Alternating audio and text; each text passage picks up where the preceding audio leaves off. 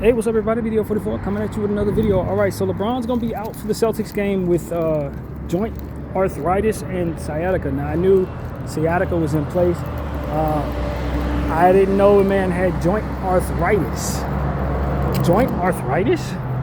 Is that also encompassed in the sciatica? Is that like part of it? I don't know. I'm not knowledgeable. I'm not making a decision for LeBron James, but I can tell you that this points toward this being his last season in the NBA. Yeah. He reserves the right to make his own decisions, of course. Far be it from me to tell you I know what he's going to do. But as somebody who's only 4 months older than him, I can tell you what I would do. This is my last season. I can tell you what I'd do. Joint arthritis? It's time to stop. It's time to stop, ladies and gentlemen. His body is officially telling him his career is over. Now, whether or not he wants to hear it, totally different story. But we're at a space where the body is telling him no more. The body is telling him no more, man. And so for all you LeBron James fans, I just want to tell you, man, if you live out of state or you have an opportunity to come see him here or whatever the case, now would be the time to get tickets and make sure that you're there. Hopefully he plays, he may. But this is telling me that it's time to stop. And to say he had a good run is almost an insult. Like, he had the greatest run, you know what I mean? No one's been able to do it like him. No one's been able to do it this long at this level. He's played more minutes than anybody else. Played more games than anybody else. Been to the finals, dominated the Eastern Conference for almost a decade. He didn't win as many championships as you would have liked to see him win, but he got 4 of them. That's more than most.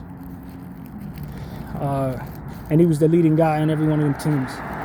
So to say that he was a dominant force is also not giving enough credit to what he did and is doing.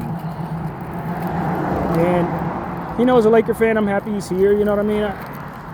The selfishness in me is like, yo, man, hey, I want this, I want that. But at the end of the day, you got to give credit to what a guy's doing, and the fact that he wants to play for your organization is a privilege, because there are a lot of organizations that guys like him do not want to play for, and they don't go there unless they're drafted there. So for us to be in a position where a guy like that wants to be here, that deserves a lot of credence and a lot of respect. And I'm at peace, with the fact that we're not trading him, that we can't trade him, that he's likely not going to be willing to waive his no trade clause. I'm not interested in embarrassing the man, you know what I mean? At this point, there was a time maybe 2 years ago I was like, yo, let's do this. Let's try to let's move on. But at this point, I think we're well past that point. So I made peace with that, and I'm fine with him retiring in my uniform. $50 million coming off of our books. You know what I mean? That's a good thing for us as a free agent stop. So, we got Luka in place, so that eases a lot of our hearts in a lot of ways. Sure, if you're a Laker fan, having Luka on tap for the next 3 years with everything but a promise that he's going to sign the next contract too, based on the astronomical amount that could potentially be. Our future's set, you know what I mean? We don't have to worry about what happens to us when LeBron retires at all. So that would have been the story if this would have happened and we still had AD on the team.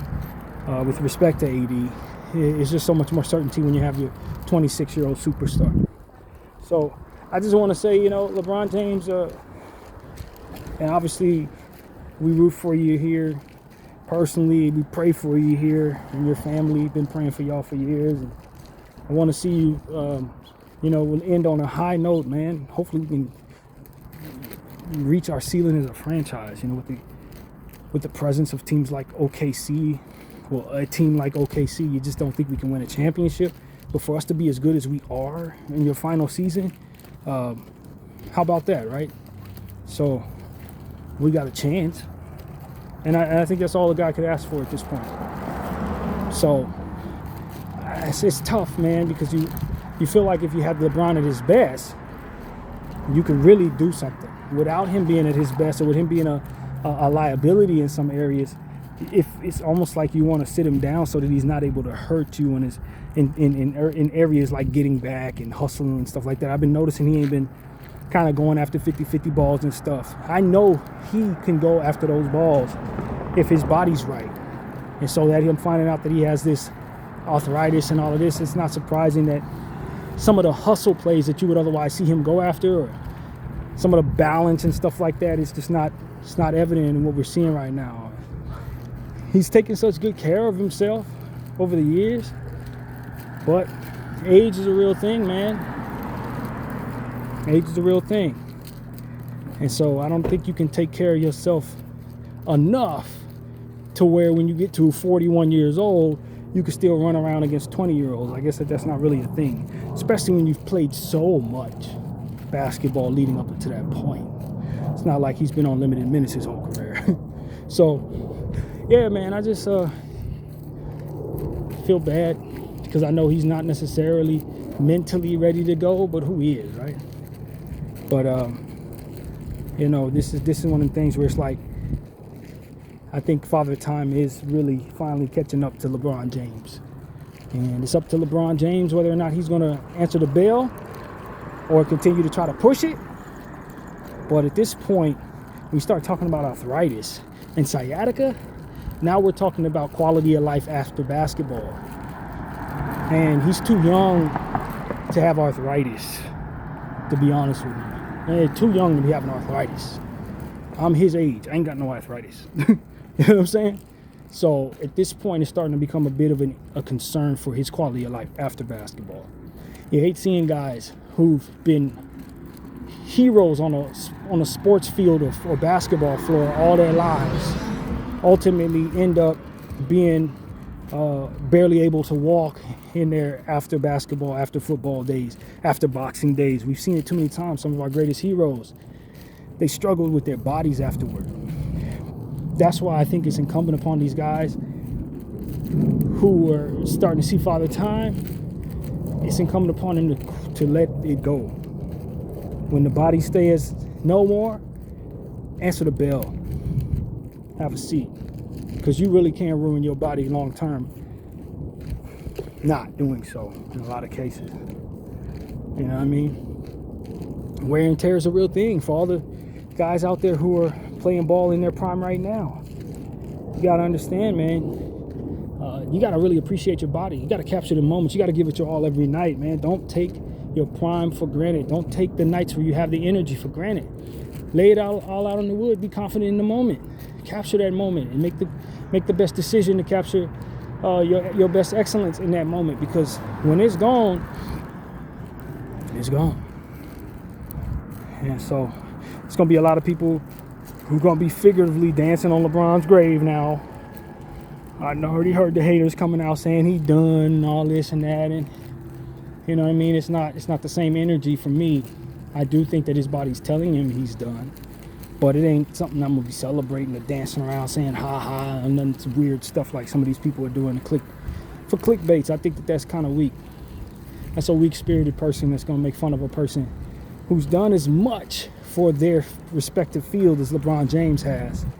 When it's finally time to celebrate what they've done as a body of work, point out their flaws and celebrate their failures and all. I think that's a weak person that 9 out of 10 times has not done as much in their areas of success as a person they're making fun of. The hatred and a lot of energy that ain't no good attached to that. And I've been seeing a lot of it, and it's been dressed up as content, but it's really just jealousy and people who just don't like seeing somebody be as successful as LeBron James has been. And some of these people can't think for themselves, so they've been raised by the propaganda machine that's made you hate LeBron James unapologetically. And they've been listening to people on TV for 25 years kick LeBron's back end all over the place, which has created a bunch of manufactured hate for LeBron James. And some of which he probably welcomed over the years to further his brand. But at the end of the day, it's not even manifested by anybody being actually unhappy with him, but more so just influenced by those who've told them to hate him. And that's unfortunate in my opinion. I don't welcome that into my life, honestly. Not to make me famous or otherwise. It ain't nothing to want, in my opinion. So LeBron James has done it all, man. His son is in the league, the first player in the NBA history to play with his son. You know what I mean? His son is not quite a regular role player, but he's well on his way to being one for the Lakers, and he's been able to share the floor with his son more than once. Won a buzzer game last night. He celebrated that with his son. I mean, that's good stuff, right? You gotta appreciate the dream. And so I think he's done it all, man. I think that's probably the highlight of his career outside of championships. Got to give the man his credit. And so I give him his credit. I don't think he's a bad ambassador for the league in any way. People love to say he's the worst guy, this, that, he tried this, he did that. But until something is proven, for which none of it is proven, I'd imagine he's been on the up and up the whole time, man. You know what I mean? People, for those who were saying that he cheated the game in some way, shape, or form, nobody's proven that. So I don't think it holds much credence in the grand scheme of things when we talk about LeBron legacy. So, it is what it is, man. People don't want to call him the GOAT. Some people say Michael, some say him. But at the end of the day, it's between those two guys in most people's books. And I'd say that's an accomplishment in and of itself. He may never be considered the GOAT by everybody. But by many, he's the greatest player to ever play the game. And there are many people who will never have that attached to their name. So that's a real thing. And like I said, he's playing for a good team right now, man. He's playing for a good team. He doesn't have to go out there and try to be the man with these ailments. And the way that we got Luka seemed like a blessing from up above for us. Obviously a curse for the fans who were losing Luka in Dallas, but LeBron don't have to be LeBron as we've known him to be for the last 23 years. He can go out there and be a half version of himself, and his team is still winning. He can go out there and play the worst games of his career, and the team is still winning. So I think he deserves to be in a situation like that. I think he's very happy to be in a situation like that. We've been in worse situations. I say we as a Laker fan we've had some tough years, you know what I mean? But this is not shaping up to be one of them. And you got to appreciate that for LeBron. So, yeah, we'll see, man. He has a no-trade clause, so he's not going to be traded unless he agrees to it. I'm, as a Laker fan, I'm not going to ask him to waive that no-trade clause. I'm not going to ask him to do that. I don't need him to do that. Everybody wants to win a championship. Everybody wants to get something for nothing. You know what I mean? Everybody wants to get the best players for their garbage. You know what I mean? If I could trade my worst player for the best player in the league, obviously I want to do that. You know what I mean? So, with that being said, if LeBron were to waive his no trade clause and we could say trade him and stuff for Giannis, that would be like the greatest blessing. But that's not something I'm asking LeBron to do. I don't think he's obligated to do that. I don't think that's in his best interest.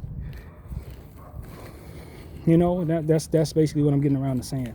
I'm not gonna insult him and try to guilt trip you all into thinking that's the position I believe he's obligated to take for our franchise or anything like that. I don't believe that.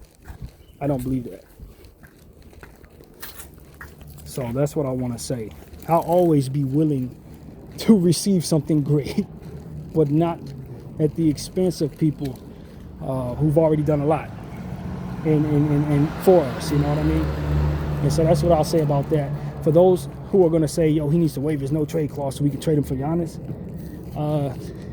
if he were to do that, I'd be forever thankful, but I'd also look at him and say, you really didn't have to go that far. You didn't have to do that. That's a little bit more loyalty, or rather sacrifice, than I think anybody should be asking him to do, if I'm being honest with you. And so that's really my point of view. I'd much rather, if I were a fan of solely him, seeing him in a situation like this with the Lakers next to his son, than seeing him being traded to some obscure team as to which they'll probably shut him down because they're tanking, and that would be the end of his career.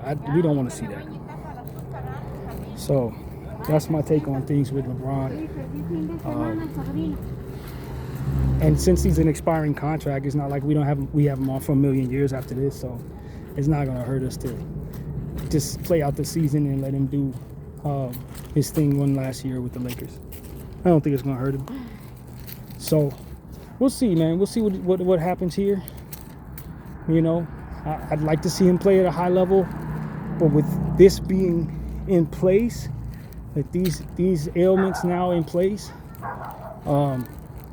I think we're at that space where we can expect for him not to be able to get back up to that level that we're used to seeing him play at.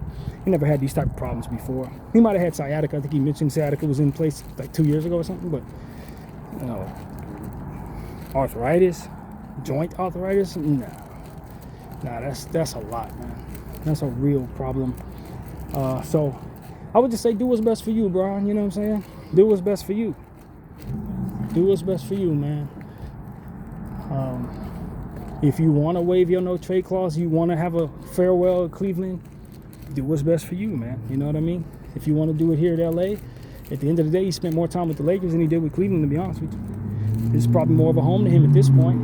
His kids on the team. Do what's best for you, man. And a lot of people will say he's always done what's best for him, but I think this is definitely the time when it's appropriate for sure.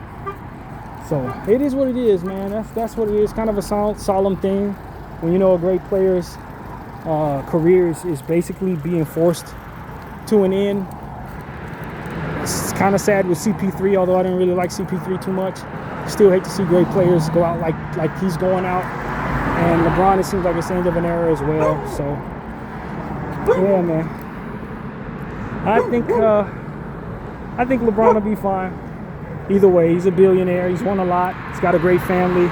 The situation is as it is for good reason. He's built that up, and you know, he's set for life. Far be it from us to feel sorry for somebody who has so much going for him and has accomplished so much. But at the same time, you want to see people end on a high note and be happy with what comes of their situation. So yeah, man. Hopefully I'm wrong, and he bounces back and his body does what he wants it to do, and you know, he can continue playing. But as far as I can tell, I don't know if that is what's real for him. And so, yeah, that's pretty much my point of view.